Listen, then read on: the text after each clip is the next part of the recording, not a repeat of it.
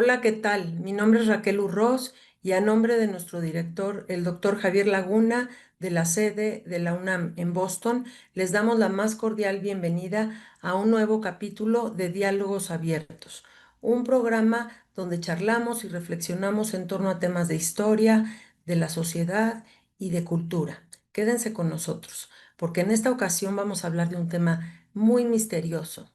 Se trata de las formas antiguas de registrar el conocimiento, sistemas de comunicación, de escritura, que solemos llamar como códices. También pinturas. ¿Qué son estos? ¿Cómo se registraba el conocimiento? A través de imágenes y símbolos, pero ¿qué nos decían? ¿De qué hablaban estos códices? Bueno, pues comencemos. Bueno, entonces ahora voy a dar paso a presentar a nuestros panelistas. Con mucho gusto y agradecimiento que estén ustedes aquí. Comienzo con la doctora María Angélica Galicia Gordillo. Gracias por estar aquí. Hola, muchas gracias, al contrario, por la invitación. Gracias, Raquel. Gracias a ti y te presento. Ella es profesora investigadora titular C del Instituto de Investigaciones Antropológicas de la UNAM y su doctorado es en antropología e historia. Sus líneas de investigación son los sistemas religiosos y estudios sobre identidad. También la religiosidad popular, su transformación y adaptación que hace la cultura. Bueno, también tenemos con nosotros a la doctora Luz María Mojar Betancourt. Gracias, Luz María, por aceptar esta invitación. Al contrario, Raquel, muchas gracias. Es un gusto estar aquí. Gracias, Luz María, y te presento.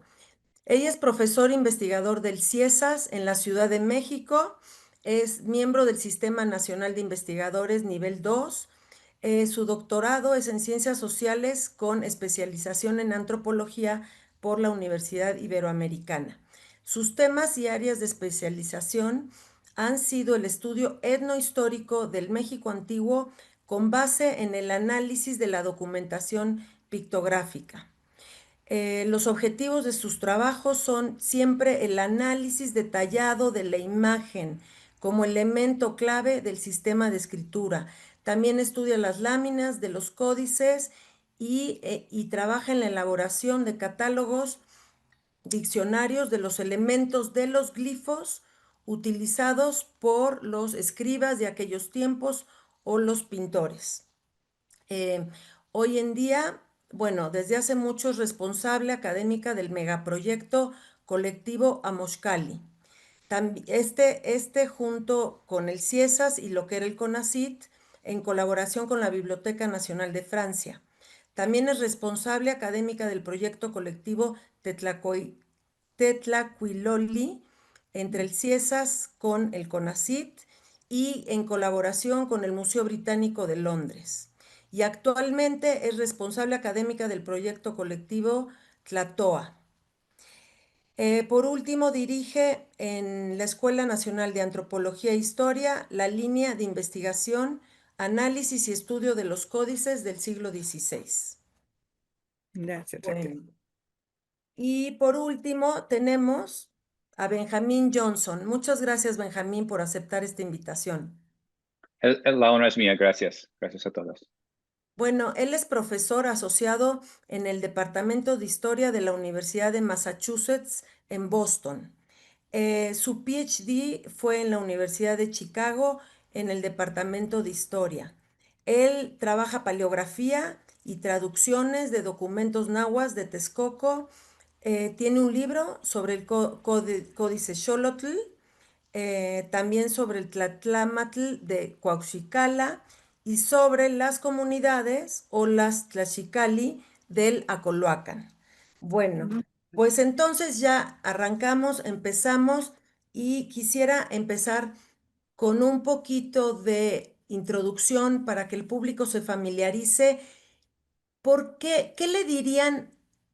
Empiezo de forma provocativa. ¿Qué le dirían al público que cree que estos pictogramas, esta pictografía, no es una escritura? ¿Qué características tiene que ver más allá de la oralidad o del alfabeto para hablar de un sistema formal de comunicación y de escritura, que incluso puede llegar a ser fonético, ¿verdad? Adelante, Luz María, por favor, si gustas Pues comenzar. pues realmente sí, mucho se ha discutido qué son estas imágenes. El material del cual estamos hablando son documentos que están pintados, que están escritos con imágenes a color y que en algún momento se pensó que, bueno, pues eran efectivamente cuadros, pinturas, como le llaman los cronistas, que demostraban una gran habilidad y una sabiduría para escribir estos documentos en imágenes. Sin embargo, desde hace muchos años se ha visto que estos documentos no son únicamente imágenes muy coloridas y muy bonitas que llenan un espacio, sino que son realmente elementos de un sistema de escritura que están puestos ahí no solo como imágenes decorativas, digamos, sino como parte de un sistema en donde cada una de estas imágenes tiene una lectura, tiene un significado y tiene un porqué el estar ahí. Cada una de estas imágenes puede ser leída, puede ser traducida, dependiendo de la lengua en la cual se escribió pintando, ¿no? Entonces no son imágenes decorativas, son parte de un sistema de escritura que tienen todo un código de lectura. Creo que no sé si con eso respondo a tu pregunta. A ver, mis colegas, ¿qué más pueden decir, añadir a esto? Sí, yo quisiera completar un poquito lo que menciona Luzma, esta parte de que se busca siempre direccionar los conocimientos y las expresiones a partir de esta idea colonialista. Es lo que hace que se limite un poco el trabajo y la valoración misma de los propios documentos. Efectivamente, como dice Luzma, eh, se puede hacer un análisis de las palabras, ¿no? Y se puede hacer gracias a que tanto el doctor Joaquín Galarza, ya fallecido, como la doctora Luz María Moar han preparado y han disertado también con algunos otros colegas sobre la posibilidad de poder no solo interpretar, sino efectivamente leer lo que está escrito, lo que está plasmado en los documentos. Entonces, sí tiene mucho que ver en que, como nos cuentan narrativas, hay que pensar en la idea de que si se interpreta desde el ámbito colonialista europeo, no podrían leerse, pero si se piensa desde todo lo que conlleva el poder leer los documentos, leerlos, ojo, no porque se piensa que tienen grafías latinas, sino leerse desde las propias interpretaciones y manifestaciones de los grupos que los crean, ¿no? Entonces, solamente así es posible saber el contenido de los documentos. Y nomás añadiría, gracias a ustedes dos, nomás añadiría que también, claro que hay escritura, ¿no? Y hay fonetismo y todo más, hay poesía, hay doble entendido, ¿no? Hay juegos de palabras, todo esto. Al mismo tiempo, si nomás seguimos buscando esto, que sinceramente sí es lo que buscamos, vamos a hallar en toda parte, creo. Pero muchas veces también nos limita un poquito a solo enfocar en las preguntas que otros están haciendo. Y entonces, si limitamos a lo que representa la lengua hablada, sí, tenemos.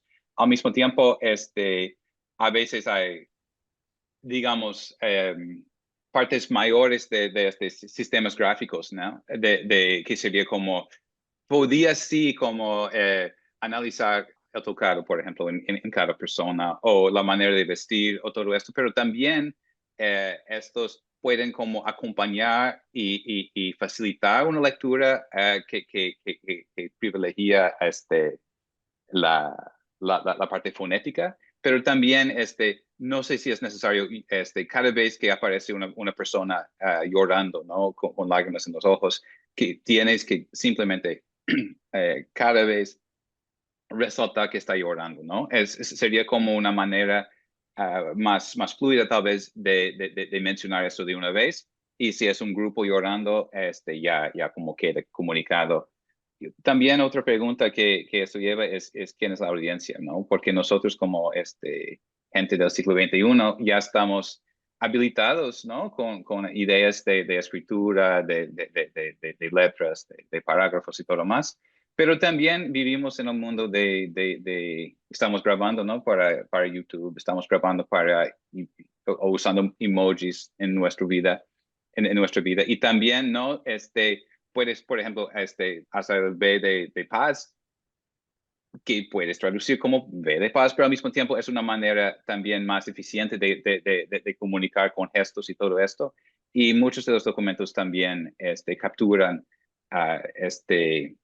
la amplitud, digamos, de representación histórica o mítica o lo que sea, con fonetismo y al mismo tiempo mucho más que podemos buscar. Sí. O sea que hay una verdadera complejidad en cada glifo, si es correcto decir esto, y también como nos decía María Angélica, o sea, se tendría que entender dentro de las convenciones o escuelas o estilos de su época y no tiene nada de decorativo, sino mucho de lenguaje susceptible de ser interpretado y leído, digamos. Me gustaría que ahondaran un poquito en, digamos, cómo son estos signos o cómo eran las reglas, quiénes las determinaban y quiénes podían leer estos signos y estas reglas y, digamos, si eran flexibles y ambiguos o eran muy rígidos y se transmitían de generación en generación sin cambios. Ujú. Quien guste, por favor. Pues sí, bueno, voy a tratar de contestar esto. Realmente no Sí. es un sistema arbitrario, es un sistema que tiene una serie de reglas que, bueno, a los investigadores nos lleva mucho tiempo y mucho trabajo a veces tratar de encontrar esas reglas y esas normas que los antiguos escritores, los tlacuilos, pintores, escritores, utilizaban para transmitir todos estos mensajes, ¿no? Entonces es un sistema en el cual tiene mucho que ver el tamaño, la orientación de la imagen, la profundidad de las imágenes, los colores. Todo esto tiene un sentido y tiene un porqué, no es una cosa arbitraria. Por ejemplo, en una lámina podemos encontrar que se puso un personaje de mayor tamaño que un cerro, ¿no? Entonces muchas nos dicen, no, pues es que no sabían escribir porque un personaje nunca va a ser más grande que un cerro. No, es que lo que la lectura nos está diciendo es que ese personaje es una persona, ahora sí que es una persona importante, es una persona a la que hay que hacer notar como grande de un pueblo. Y entonces, cómo se escribe el pueblo de un lugar con un cerro? Un cerro significa un lugar.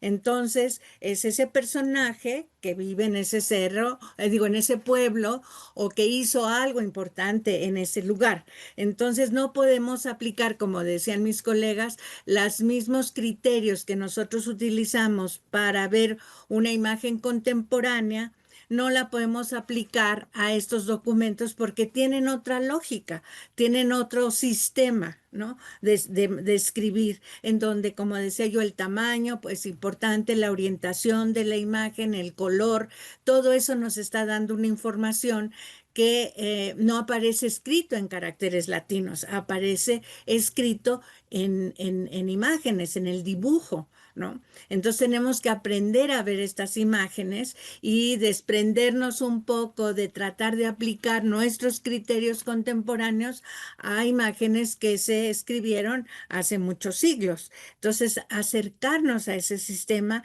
es lo que nos lleva años de investigación, ¿no? Es eso.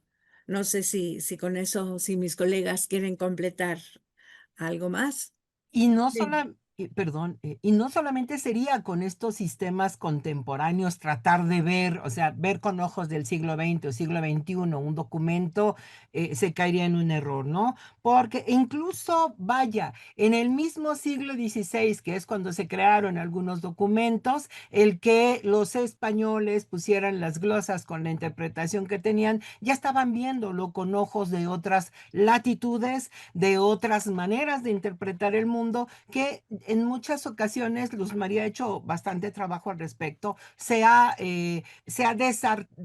desarticula con la idea de la historia que se está contando. Efectivamente, es un sistema complejo de escritura porque tiene una semántica, tiene regularidad, tiene función cognitiva y comunicativa, ¿no? No estoy diciendo nada mío, todo esto es de tanto de Luzma como de Joaquín Galarza, que son los que más se han aproximado a esta, ¿cómo se llama? A desagregar para integrar, ¿no? En un momento dado. Entonces, sí, depende de la intención del documento, también es el tipo de pictografías que van a estar plasmadas ahí, ¿no? Entonces, sí es muy, muy importante que se conozcan los códigos culturales de la época, ¿no? Lo más próximo a la época. Para eso nos auxiliamos de varias otras disciplinas, la arqueología, por ejemplo, la lingüística, etcétera, etcétera. Entonces, que se conozcan los contextos en los que fueron creados y entonces saber qué es lo que está transmitiendo el documento. Sí, Benjamín, te preguntaría un poco, siguiendo lo que nos dicen las dos colegas, o sea, el contexto es muy importante del escriba, del tlacuilo, del momento, y también al mismo tiempo, en otro nivel, conocer la propia procesos históricos más amplios en donde se inserta ese contexto. O sea que, digamos que habría que, para comprender un poco, acercarnos a esa lógica, como dice Luzma, esa lógica es acercarnos a diferentes niveles de contexto e históricos. ¿Es correcto? Sí. Sí, sí, sí, sí. Y también quiero aproximarme a la pregunta de otra manera, ¿no? Porque em, una de las preguntas era quiénes, cómo hicieron estos documentos. Y yo creo que tenemos una gran variedad no solamente de personas, sino de grupos lingüísticos o de la manera que vamos a rotularlos, ¿no? Entonces, yo creo que yo, por ejemplo, tengo más familiaridad con el mundo nahuablante, pero, y yo creo que queda un poquito, por lo menos mis intervenciones, un poquito distorcidas, buscando las partes nahuas, ¿no? Porque hay mucha gente, ¿no? Mixteca, Zapoteca, Ñaño, Otomí, Totonaco, y varios otros que ni conozco yo muy bien, sin hablar de toda la región maya, ¿no? Y las escrituras allá. Um, entonces, sí, es mucha gente y yo creo que también estamos empezando a pensar cómo, si había como maneras diferentes de comunicar. Por ejemplo, si había una manera mixteca que diferencia un poquito de la manera náhuatl, digamos así. Y quiero citar trabajos recientes del grupo de Vaticano B, ¿no? Que mostró que un documento que tenía rasgos náhuatl vino a la mixteca y ellos empezaron a como borrar referencias a Tezcatlipoca, ¿no? Porque Tezcatlipoca no interesaba tanto a la gente de Oaxaca, ¿no? Entonces ya como que estos documentos son difíciles de hacer, caros de hacer. Muchas veces hablamos de pinturas o hasta pieles de jaguar o cosas así que son requieren esfuerzo y poder, o digamos, poder económico o lo que sea, político, militar, para adquirir como las bases, ¿no? de de la producción. Y también hay esta también reutilización o como repintura en la parte del Códice Vaticano B. Um, entonces ya como que podemos imaginar no solamente mundos diferentes, sino las redes, ¿no? Que conectan o que también que se rompen en las comunicaciones. Em, Quiero también decir que sí, había gente especializada, ¿no? Como que habían comentado las dos colegas estimadas, las tres colegas estimadas, que es difícil, ¿no? De comprender todo, de mantener las cuentas calendáricas, de saber exactamente qué referencia se hace con una flor, esas cosas son difíciles. Y nosotros como gente interesada en el siglo XXI intentando comprender, ya llegamos a un punto, pero al mismo tiempo claro que hay cosas que nos quedan como todavía por alcanzar. Voy a mencionar dos cositas. Recientemente estamos trabajando en Códice Sherlock, yo y un grupo de amigos y colegas, y de alguna manera en esta charla, quiero citar a todos, pero voy a empezar con unos trabajos de Gordon Whittaker, un estudioso allá de Alemania, el Códice Sherlock es un documento del inicio de la colonia española. Ahora está en Francia por deslocaciones del siglo XIX y Whittaker ha citado como hay referencias a la manera texcocana de hablar náhuatl que está en el Códice Sherlock. Entonces, por ejemplo, la manera, voy a tomar un pequeño ejemplo, un pequeño ejemplo. Disculpe, mi esposa es brasileña, a veces se me cae el portuñol. Pero, por ejemplo, esto es puro Gordon Whittaker, nada mía, solo Sí. de compartir.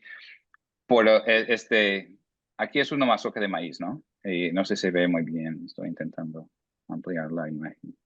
Ya se ve, Sí. es nomás una mazorca, ¿no? Hay un Ujú. shiwit que es una manera del año. Y la manera tenochca, digamos, de Tenochtitlan, de decir mazorca sería Sintli con I, pero la manera texcocana es Sentli con E. Y entonces es una variante de náhuatl que también sube a la Sierra de Puebla y hasta allá. Y entonces ya como que, sí, y esta es una manera de citar una cuenta de 20, ¿no?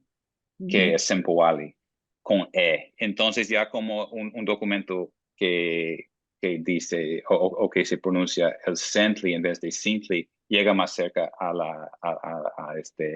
vocábulo que sería de Sempoali, de CE, que es una manera pequeña, pero también interesante de sugerir que también hay variantes de lenguas en los propios códices, ¿no?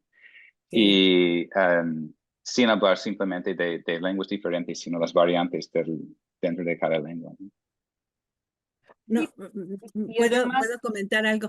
perdón, Es adelante, muy adelante. interesante el ejemplo que acaba de poner Benjamín de cómo se escribe el 20, ¿no? Es muy interesante cómo precisamente en los documentos de Texcoco, para decir 20 se usa precisamente la mazorca de maíz. En cambio, en el centro, en los documentos nahuas de Tenochtitlan y demás, se usa el pantli, la bandera. ¿No? Para decir 20. Entonces, cuando nosotros vemos un documento en donde aparece para 20 la mazorca, ya sabemos que es de la zona de la Colhuacan, ¿no? Entonces son variantes, digamos, muy interesantes, ¿no? Que nos van marcando de dónde procede el documento, ¿no? Este puede ser un elemento que nos ayuda a decir, no, pues este documento es de tal lado. ¿Por qué? Porque la manera como se escribe 20 nos está definiendo la zona de dónde es, ¿no? Entonces, así como eso tenemos, bueno, un montón de glifos para año, por ejemplo, en donde los mixtecos escriben el año de una manera. Entonces, cuando nosotros vemos ese glifo, ya sabemos que es un códice mixteco, ¿no? O que es un documento mixteco náhuatl, porque muchas veces hay que combinan, ¿no? Los dos sistemas de escritura en un mismo documento. Entonces, todos esos, digamos, detalles que podríamos decir, elementos gráficos, son los que nos van dando la base para poder hacer una lectura, ¿no? Y ese ejemplo que presentó Benjamín es muy, muy importante, muy interesante, ¿no? porque además muchas veces esa mazorca está pintada de azul también, ¿no? Porque si el azul es un color que nos está diciendo muchas cosas, tienen muchas lecturas el azul turquesa, por ejemplo, ¿no? Que nos está hablando de que es una persona noble, que es una persona importante, que es algo especialmente bello, importante. Entonces lo pintan de azul turquesa, ¿no? Para significar esa importancia de ese elemento, ¿no? En contraste con un rojo, un negro, no un amarillo, cada uno va a tener una lectura que nos va diciendo, pues que nos va permitiendo acercarnos a un sistema, ¿no? Y si tomamos, seguimos con el ejemplo del 20, ¿no?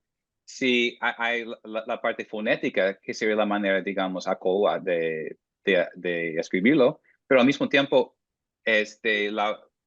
con la bandera, con PAMI, sería un poquito más el estilo, digamos, de un referente o de alguna cosa que sí comunica la información pura, pero de una manera que no necesariamente toque 100% al fonetismo, ¿no? Entonces ya como que hay dos maneras y puede ser una variante regional que se hace de una manera o de otra, pero es interesante porque creo que quedaríamos en dificultades, ¿no? Si acabamos de valorizar más, ese es fonético, entonces ya está usando la mazorca, qué interesante, y desprestigiando el PAMIT, ¿no? Que sería la bandera de 20, entonces ya como que creo que es un buen ejemplo también de maneras diferentes de escribir Exacto. en este mundo Y gráfico. estoy de acuerdo con lo que ustedes plantean, ¿no? Es muy, muy interesante esta sugerencia de que la forma como está pintado cada elemento, los elementos, pues nos remiten a una región. Y también, pero sin embargo, no olvidemos que hay códigos que de alguna manera pueden ser generales. Algo de lo que decía Benjamín es que cómo sería a partir de la lengua maya, cómo sería, ¿sí me explico? En estos espacios. No olvidemos que también la parte mesoamericana estuvo en constante movimiento y estos movimientos llevaban incluso con ellos no solamente la transmisión de culturas, sino también la transmisión de ideas, de cosmovisiones. Y por tanto, digo, yo en el caso de Ixmiquilpan, que es donde más me centro, que son los grupos otomíes, muchos elementos pueden quedar acomodados, ¿no? Y nos remiten a formas también de entenderlo, pero a través de estos códigos, de esta codificación que es como una norma, ¿no? Eso puede servir bastante.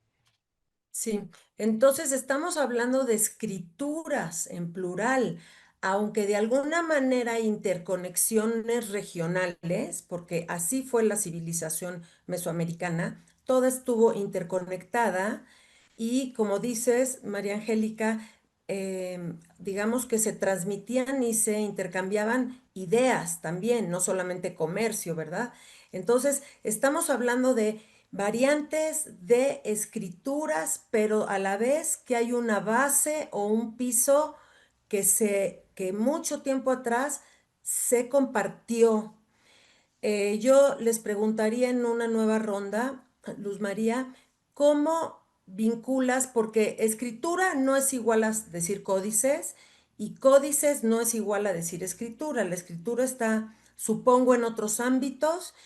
¿Qué es entonces un códice y qué es entonces, o sea, cómo juntamos estos dos temas o los separamos, ¿no? ¿Cómo? Los códices lo que contienen Ajá. es un sistema de escritura, ¿sí? En Sí, eso estamos de acuerdo. O sí. sea, en que las láminas lo que nos están dando es, bueno, nos pueden relatar un hecho histórico, nos pueden dar cuentas de la entrega de tributos, o nos pueden dar cuentas de batallas o de cosmovisiones. O sea, la variedad de temas que podemos encontrar en los códices es muy amplia y muchas veces nosotros a lo largo de los siglos hemos tratado de clasificarlos. Entonces, decir, este es un mapa, este es una genealogía, este es un censo. ¿Por qué? Porque esa es la manera como en Occidente hemos clasificado nuestros documentos. Pero los documentos indígenas pueden contener en una misma lámina todos los temas, ¿no? Varios Sí, temas. Es un mapa, pero al mismo tiempo que es un mapa, porque nos está situando una región geográfica, ¿no? Al mismo tiempo, en sus imágenes nos está hablando de batallas, de conquistas, de imposición de tributos, de genealogías. El Códice Xolotl, por ejemplo, que nos menciona Benjamín, es un documento que tiene una variedad de temas. Es infinito, es muy complejo, ¿no? Entonces, no podemos aplicar un criterio, que este es un mapa como nosotros concebimos un mapa, ¿no? Muchos de los códices que yo he trabajado están clasificados como mapas, el mapa Kinatzin, el mapa Tlotzin, y sí, tienen elementos geográficos que nos ayudan a ubicar la región de la que le están hablando, pero además tienen otros temas que van completando una imagen de lo que pasó en esa región, ¿no? Entonces, son códices. Ahora, empecemos por la palabra códices, que eso es algo que no hemos comentado. La palabra códices es una arbitrariedad.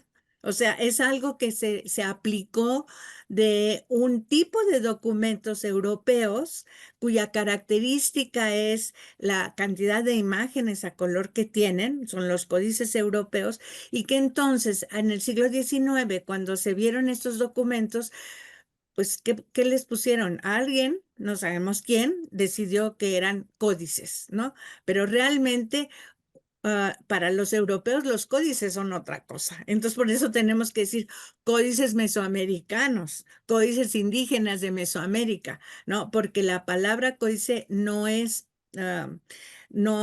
digamos, exclusiva de estos documentos de los cuales estamos hablando. Incluso esta idea de la diferencia, o sea, de que si los códices contienen pictografías, ideografías o cosas así fonéticas, sería una parte, sería un elemento unos elementos que limitan mucho y que empobrecen en muchos casos hasta la interpretación, ¿no? ¿Por qué? Porque los signos, en la idea del códice, los signos operan de manera simultánea, ¿no?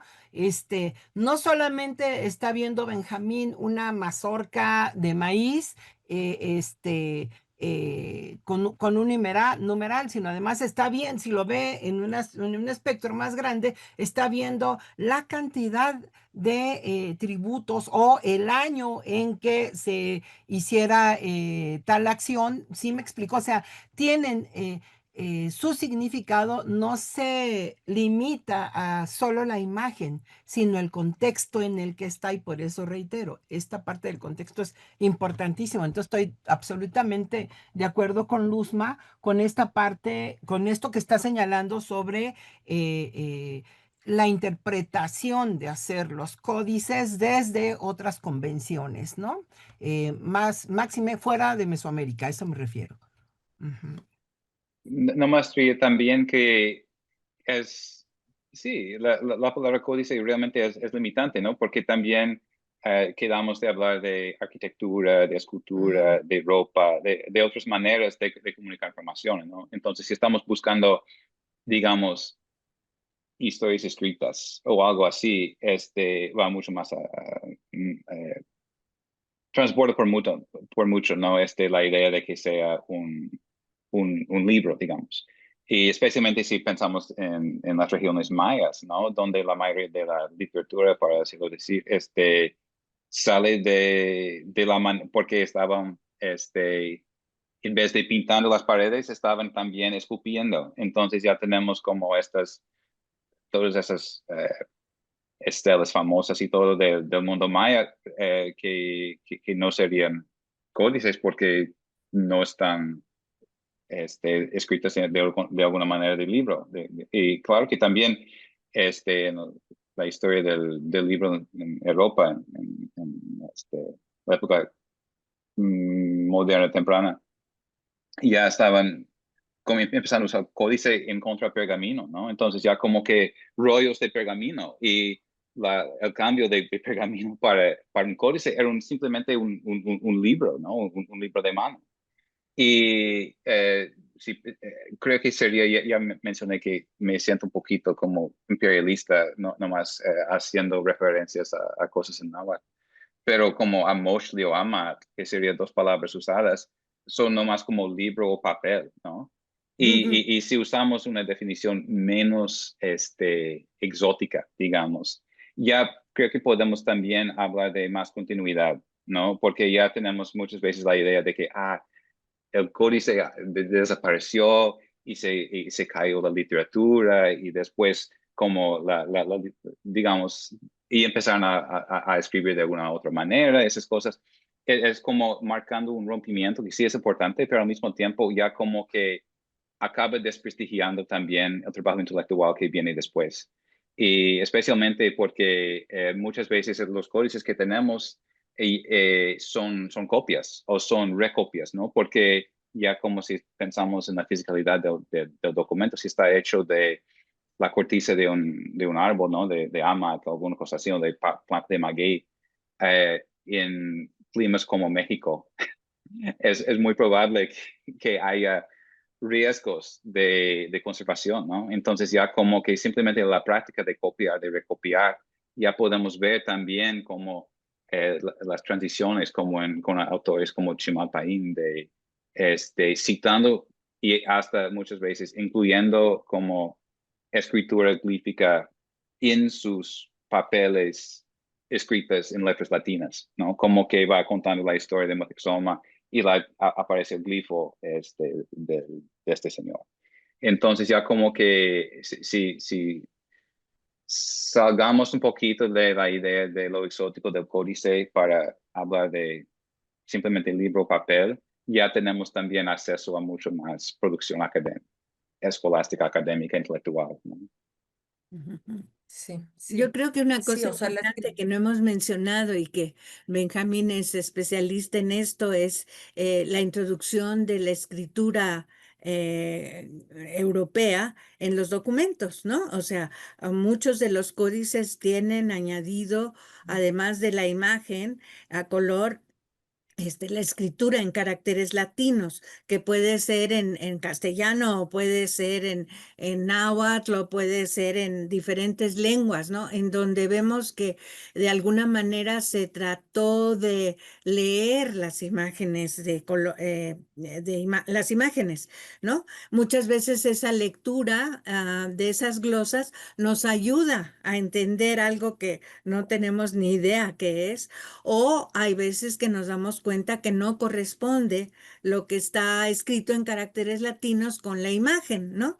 No sabemos si quien trató de escribir eso en caracteres latinos no conocía los glifos o le dieron una información que no le querían dar y se la dieron equivocada intencionalmente, o hay un error del escribano, ¿no? Entonces tenemos que pues también tomar en cuenta en los códices coloniales que ya hay este tipo de glosas que nos ayudan muchas veces para entender la imagen, y otras veces tenemos que ser muy críticos con respecto a esas glosas para ver si realmente corresponden o no corresponden con lo que aparece en la imagen, ¿no? Entonces, sí, ese sí, es desconfiar. otro camino, digamos, de los códices, ¿no? De la lectura de los, que nos hace más complejo todavía eso, pero más interesante también, ¿no? Yo creo que eso no podemos dejarlo de lado. Claro, y suma la complejidad que estás mencionando, Luzma, con esta idea del tiempo, ¿no? Con esta idea de que una cosa es la información y las convenciones que se usan en los códices antes de la llegada de los españoles, ¿no? Otra cosa es los códices en la producción al momento del contacto, ¿no? Los que se le pide que cuenten su historia. Y otra cosa serían los códices producidos durante el virreinato. Entonces, cada uno tiene diferente elemento y motivo de hechura. Entonces dicen que, bueno, se dice que en la comunicación siempre debe de tener un porqué.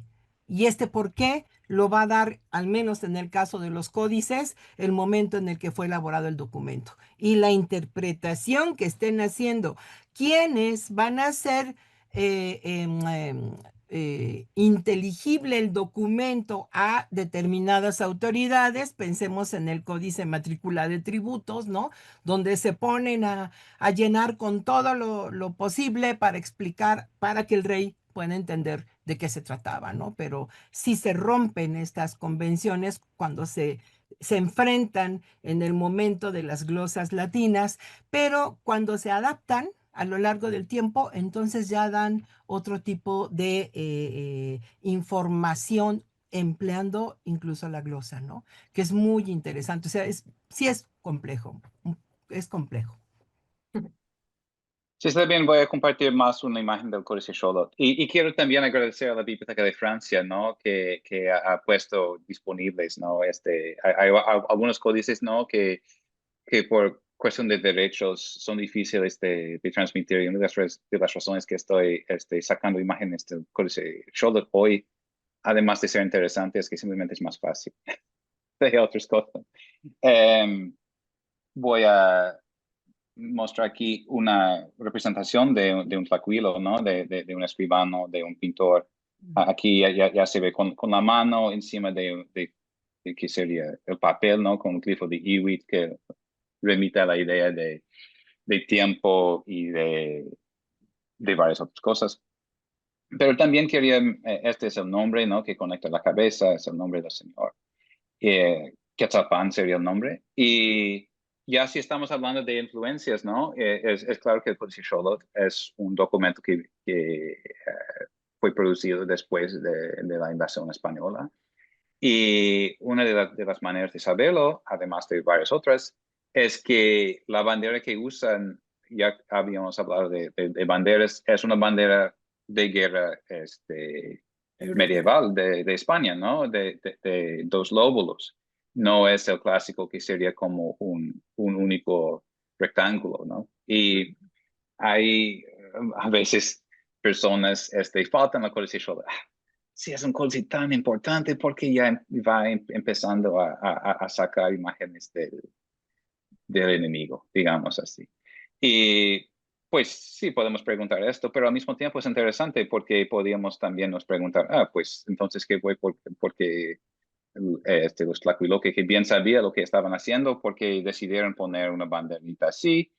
Y quién sabe, realmente es nomás una especulación mía, pero es posible porque la bandera tradicional PAMI mesoamericana ya remite a ideas de sacrificio, de guerra, y es posible que la bandera europea sea, digamos, menos cargada de significados problemáticos, digamos. Entonces ya si pones una otra banderita, ya estás hablando de sacrificio o de guerra o de una cosa así.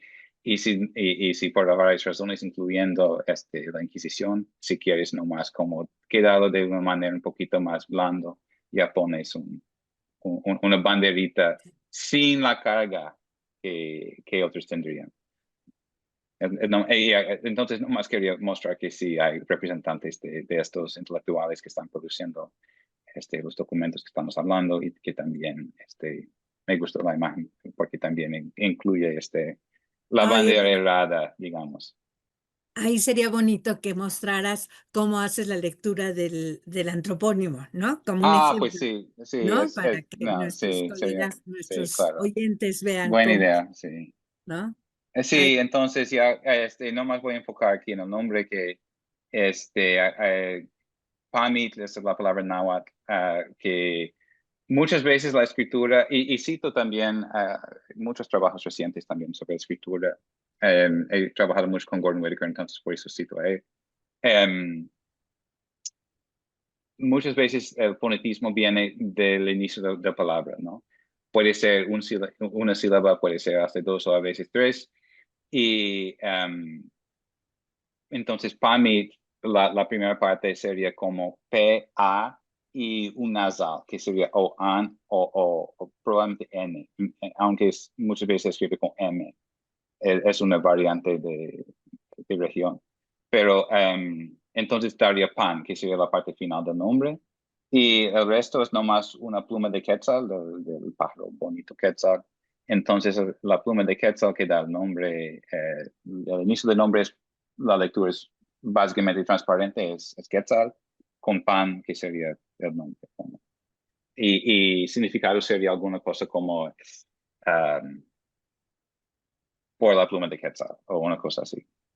Y también hay como, aquí es parte, ya estamos hablando de genealogías, ya es parte de una genealogía que incluye otros escritores y cada uno tiene un oficio diferente. El oficio de Quetzalpan es de Tlacuilo, de escritor-pintor, y se le ve con el implemento en la mano y es poquito difícil de ver, ya se va borrando, pero hay un glifo doble que remite a la idea de escritura que es Iwit, que es como dos volutas de la lengua hablada como capturada dentro de una caja.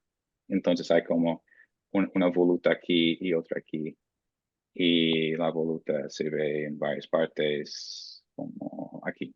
Entonces, básicamente es la captura de esta aquí en una cajita. Bueno, hablando de metodologías, me gustaría que dieran un ejemplo. Sí, sí, sí, María Angélica. Digo, sí, sí, sí, continúa hablando de metodologías, que diéramos un ejemplo, justamente y retomando un tanto lo que hace Benjamín y lo que hace Luzma, o sea, em, evidentemente soy de la escuela de Luzma, ¿no?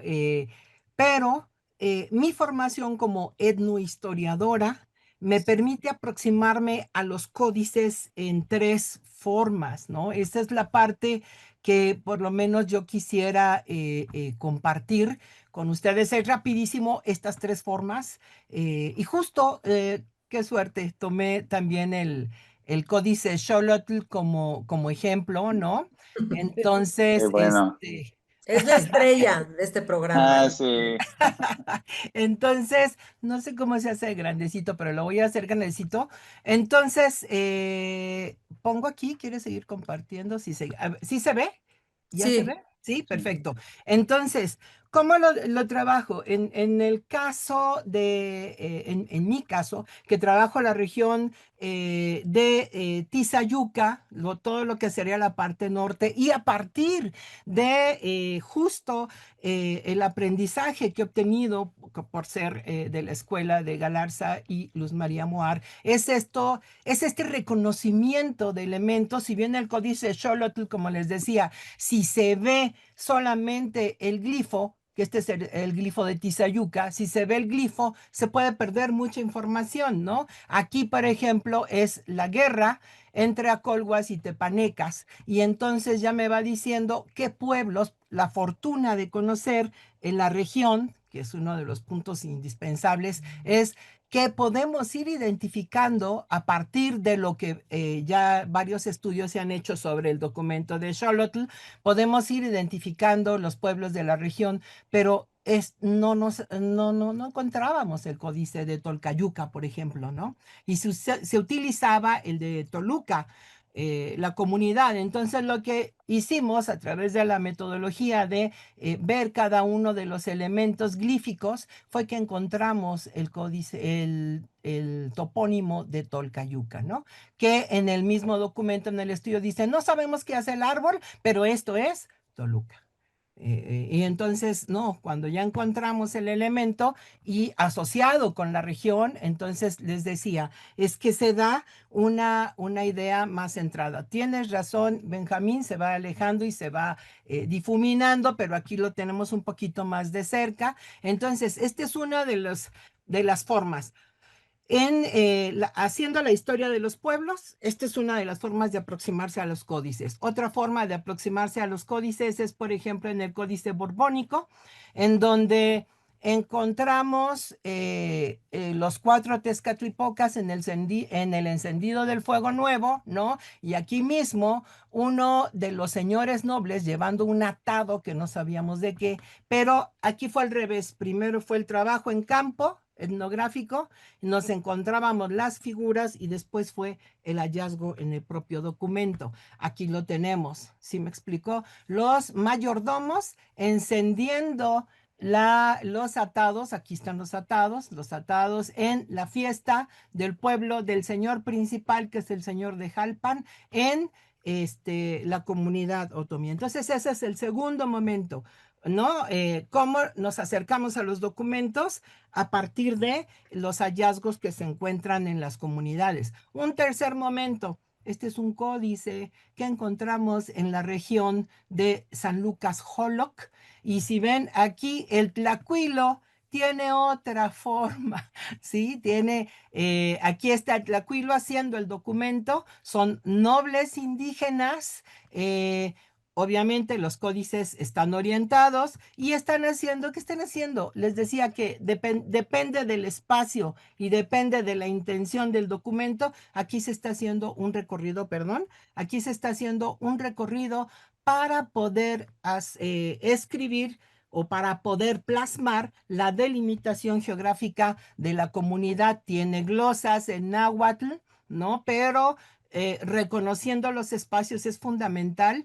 Ya aparecen las iglesias, este es un códice del siglo XVII, aparecen ya las iglesias, los caminos y bueno, este es el resultado del recorrido que se hizo. Entonces, desde el trabajo etnohistórico, pues nosotros también nos tenemos que basar en todo, o sea, ponemos en marcha todos estos elementos y todos estos aprendizajes que tuvimos en tanto al trabajo con cada una de las glosas. Sí, muy interesante. Campo, el trabajo de campo, muy interesante. Luz María.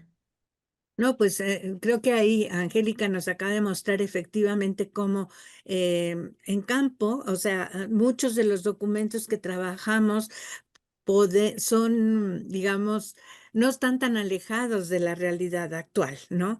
Hay una gran cantidad de elementos, de escenas, de festejos, de atuendos que todavía están vigentes, ¿no? Por ejemplo, los huipiles que usan las mujeres, o los metates, o los petates que aparecen en los códices, o sea, todavía hay una cercanía con lo que aparecen en muchos documentos con la vida todavía actual del México actual, ¿no? Entonces, estos recorridos, es cuando tenemos, por ejemplo, hace un documento de una zona y que se puede ir a la zona, es fantástico lo que se encuentra, ¿no? Cómo se enriquece el documento y se enriquece también el trabajo etnográfico con los documentos, con los códices, ¿no? Entonces, realmente eso es muy interesante. Yo quería mostrarles también un ejemplo bueno, hemos hablado aquí de los glifos y de las imágenes, y a mí me gustaría mostrarles cómo hemos trabajado en el CIESAS, en estos proyectos que se mencionaron, especialmente con la Biblioteca Nacional de Francia, que, como ustedes sabrán, uno de los acervos más importantes de códices, además del acervo que tenemos en México, en la Ciudad de México, ¿no? Tenemos en la Biblioteca Nacional de Francia, es donde tenemos un corpus de documentos mexicanos muy rico. Y entonces hicimos este proyecto que llamamos Amushkali, en donde lo que hicimos fue trabajar el Fondo Mexicano de los códices que aparecen que tiene la Biblioteca Nacional.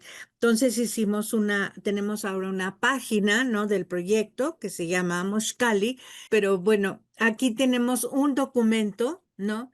Que tenemos el documento completo, tal y como está en la Biblioteca Nacional de Francia, y cómo nosotros tomamos este documento y lo dividimos en zonas que están aquí. Entonces tomamos una parte de este documento para estudiar los elementos, o sea, los glifos que aparecen en... Ahí está, Sí. Entonces perfecto. aquí está, todos Esperemos, estos elementos, cada ya. una de estas imágenes tiene un código en donde a la hora de pulsar aparece ese código, ¿no? Ese elemento. Entonces toda la página está codificada, está analizada y luego vamos de esa zona al elemento, que en este caso ustedes ven aquí en la parte superior, aquí aparece el Popocatépetl, ¿sí? Entonces aislamos esa imagen del Popocatépetl, la analizamos, la, la estudiamos y vemos qué es lo que estamos viendo. Estamos viendo lo que llamamos un compuesto glífico porque son dos glifos, y entonces los analizamos, cómo se dice la palabra en náhuatl, cómo se escribe y qué significa.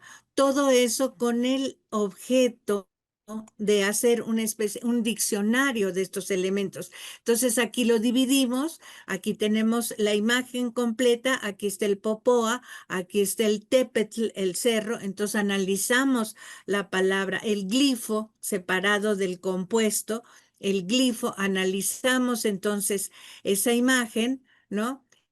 Y después hacemos un diccionario en donde aparece la imagen de la realidad, ¿no? Esta es la imagen que aparece en el códice, que es un río y que en la realidad, ¿qué es? Es un río. ¿Qué elementos de la realidad tomó el Tlacuilo para pintar en un río?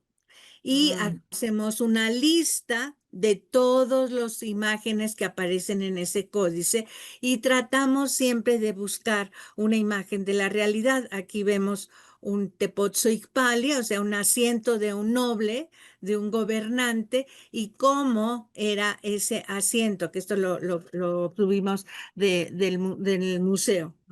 Entonces, con base en eso, hicimos estas fichas de cada uno de los elementos que aparecen en los códices, cómo aparecen en la realidad, en qué códice están, en qué página están, cómo se leen en náhuatl, cómo se leen en español. Y aquí, por ejemplo, tenemos otros ejemplos de el Códice Mendoza, en donde tenemos una manta con el sensontli que nos da la cantidad. Entonces aislamos primero la manta, luego aislamos el sensontli, o sea, analizamos cada una de las partes de esa imagen y hacemos esto que es el resultado final, que son los diccionarios de imágenes. Entonces, si ustedes quieren ver, por ejemplo, cuáles son las mantas que aparecen en un códice, entonces teclean manta o tilmatli y se despliega entonces todas las variantes de las mantas que encontramos en este códice. En este caso es el códice Mendoza.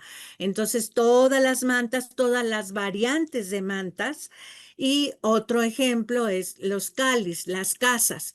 ¿Cuáles son las variantes de casas que aparecen en el códice? Entonces vemos todas estas variantes, lo cual son los elementos, es como un diccionario que nos va a permitir leer entonces esta imagen.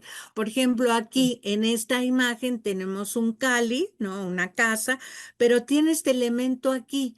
¿Qué es este elemento? Es el punto, es la punta de las flechas utilizadas en la guerra. Entonces, esto nos está diciendo que este lugar es donde se almacenan o se guardan las armas, las flechas, ¿no? Y así sucesivamente. Hay algunos que el Cali tiene encima una mujer, que nos quiere decir que es el templo de las mujeres, pero para poder llegar a hacer esas lecturas, hacemos todos estos desgloses de los elementos que aparecen en los códices, ¿no? Entonces aquí tenemos, por ejemplo, otro ejemplo de cómo vamos aislando, aquí en el caso de Cuitláhuac. Entonces aquí tenemos el topónimo de Cuitláhuac y lo descomponemos en sus partes, Cuitlatl para dar Cuitláhuac, ¿no?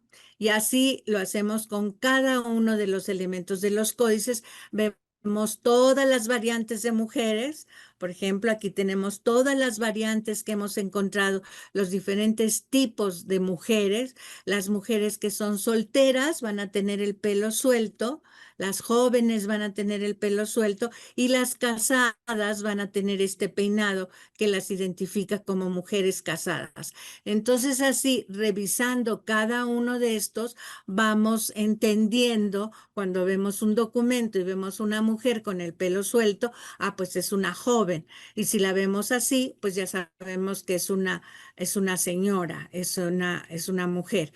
Y hacemos estos diccionarios. En este caso tenemos el ejemplo de los diccionarios de los catecismos, porque con la evangelización los frailes se dieron cuenta de la importancia de las imágenes y entonces se hicieron catecismos con imágenes, o sea, cada una de las oraciones se pintó, digamos. Y entonces tenemos aquí, por ejemplo, a la Virgen María, todas las variantes que tenemos de cómo se pinta la Virgen María, y acá del lado derecho, cómo tenemos el pecado. Cuando en una oración se dice, no me dejes pecar, o no me acuerdo, bueno, las oraciones cristianas, entonces cada vez que en la oración aparece la palabra pecado, aparece esta imagen que nos está diciendo que este es el pecado, ¿no? Y el pecador, el que aparece aquí, que trae el pecado aquí encima, ¿no? Que entonces así cada una de las imágenes igualmente de los códices ya coloniales, eh, los fuimos aislando de la imagen del códice para hacer estos catálogos, que son los diccionarios que nos permiten entonces identificar las variantes de mujer, las variantes de guerrero, las variantes de casa, las variantes de mantas, etcétera, etcétera, para formar estos diccionarios que nos van a permitir entonces hacer una lectura con una base de análisis, ¿no?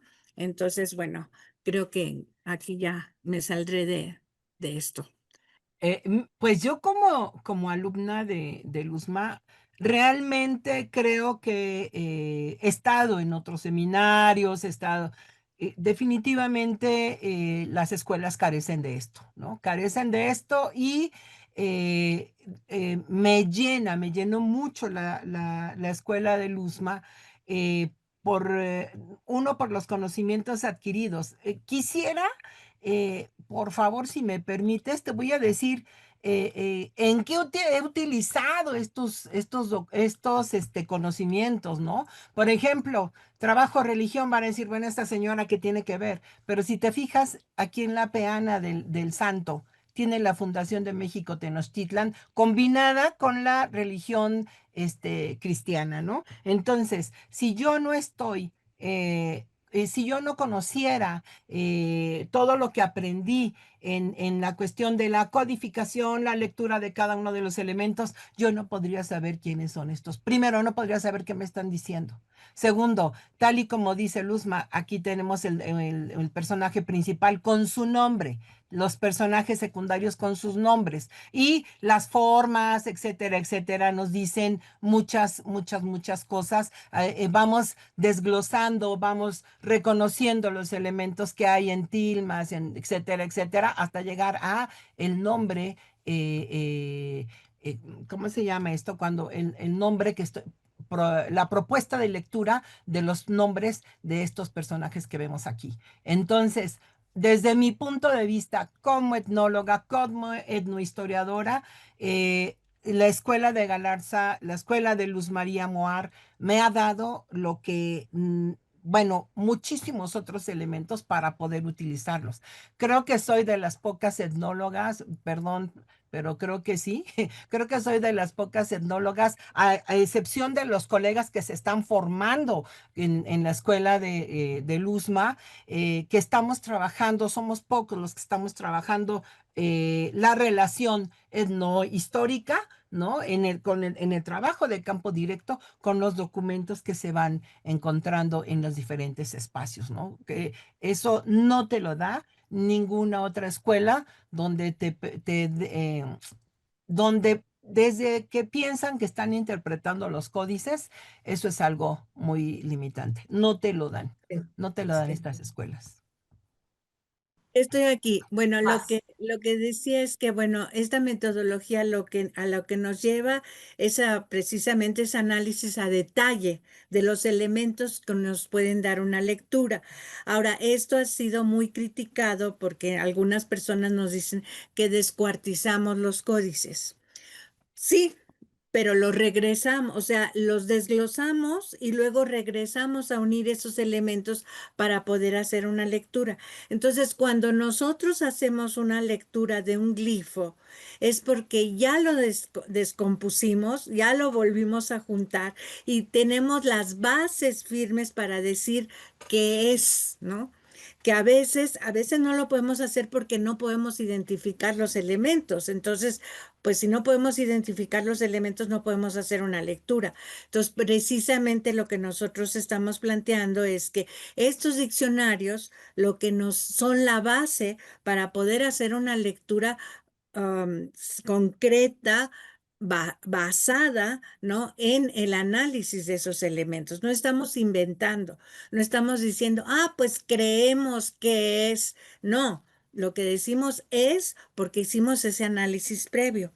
Pero claro, esto ha sido muy criticado, no ha sido comprendido realmente, yo creo. Y bueno, hay otras escuelas también válidas, pero en que muchas de ellas se basan en las glosas, en la información dada por los cronistas, que es una información importante, como dije hace rato, pero también que tiene un sesgo. Y lo que nosotros pensamos es que hay que ser muy críticos de ese sesgo y a veces no se hace. A veces se crea a pie puntillas lo que dicen, porque lo dijo Sagún, porque lo dijo Durán, porque lo dijo, o sea, sí es muy importante, pero hay que ver que son la mirada de los europeos, ¿no? Y nosotros tratamos de acercarnos a la mirada indígena. Claro, no somos indígenas del siglo XVI, estamos conscientes, pero tratamos de acercarnos, o sea, quitarnos esa interpretación europea, ¿no? Es cuando, por ejemplo, nos dicen, es que no, los glifos no sabían lo que dije hace rato, ¿no? No, ¿cómo pintan un hombre más grande que un cerro? Eso no puede ser. No, pues es que hay que entender el sistema para poder entender por qué es más grande, porque el Tacuilo lo que quiso es decir, esto es lo más importante, entonces lo pintó más grande, ¿no? No quiere decir que no supiera pintar o que no tienen, por ejemplo, nos dicen, no, es que es una pintura plana. No, no es una pintura plana. Hay planos, hay elementos que son más grandes, otros son más pequeños. Entonces eso nos está dando la profundidad, una profundidad distinta a la europea, ¿sí? Pero tienen todos esos elementos. Y pues hay veces que es muy difícil que eso se entienda, ¿no? Y se critica, ¿no? Pero nosotros seguimos, seguimos Sí, de las e- e- críticas. es cierto, ¿no? Y hay que estar, bueno, una cosa es mirar desde lo europeo, ¿no? O desde otras, desde miradas fuera de las aproximaciones mesoamericanas. Y bueno, lo que estás mencionando, Luz María, es uno de los elementos. El otro elemento que a mí me parece injusto es pensar que hay códices falsos, Ah, ¿no? no, Por ejemplo, el códice de San los Lucas Pechaloid. Polos, que a propósito quise ponerlo, ¿no? Es una prueba de que si dices que ese códice es falso, entonces le quitas a la comunidad la oportunidad de decir, hey, calma, mi pueblo va de aquí a acá y desde el siglo tal, ¿no? Y entonces le quitas validez a las producciones que siguen habiendo a lo largo del virreinato. Entonces, cuidado con eso. Y ¿quiénes son los que dicen que los códices son falsos? Quienes no están próximos al conocimiento mesoamericano, ¿no? O a las ideas indígenas. Entonces, no estoy diciendo que tengo que pensar como indígena, pero creo que la evidencia etnográfica ha permitido acercarme a este núcleo duro que decía Brodel y que retomamos muchos, estos cambios tan lentos que va habiendo que hacen posible que veamos sabemos la profundidad histórica hasta de los rituales. Entonces, yo creo que no es justo que los códices se sigan pensando solamente desde Occidente, sino que se piensen ya más focalizados a los lugares que se produjeron, al pueblo, en este caso, a las ideas mesoamericanas, ¿no? Sí. Y creo que esa es la gran lección de este programa, ¿no? Abrir las mentes, ver más allá de la manera occidental y saber que estas escrituras en plural guardan muchos significados, no solamente en el pasado, sino que se traen y se confrontan con el presente y con las realidades actuales y tienen una razón de ser y todavía dicen mucho, dicen algo y dicen mucho. Eh, Precioso lo que dicen. Me gustaría sus palabras finales para cerrar. ¿Qué mensaje, qué mensaje darían después de repasar todo esto, ¿no? O sea, las metodologías, revisar la temporalidad, el contexto del tlacuilo, las glosas, las trampas o no, o lo que callan las glosas, ¿no? O lo que dicen, como dices Luz María, un poco, no sé si desconfiar o no, pero toda esta metodología de la codificación. Entonces, todo este mundo tan complejo eh, que nos abre, creo que la mente y el panorama antes de omitir un juicio frente a la escritura del México antiguo. Yo con esto me quedo y me gustaría sus palabras finales.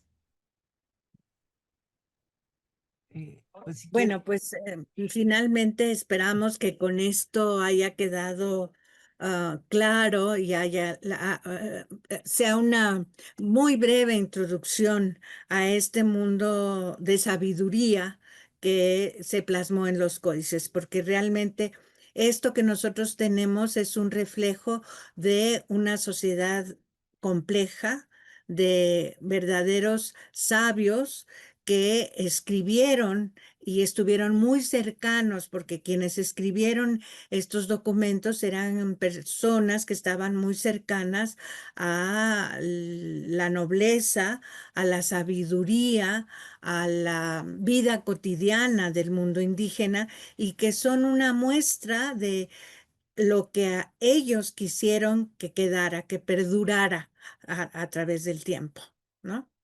Nada más.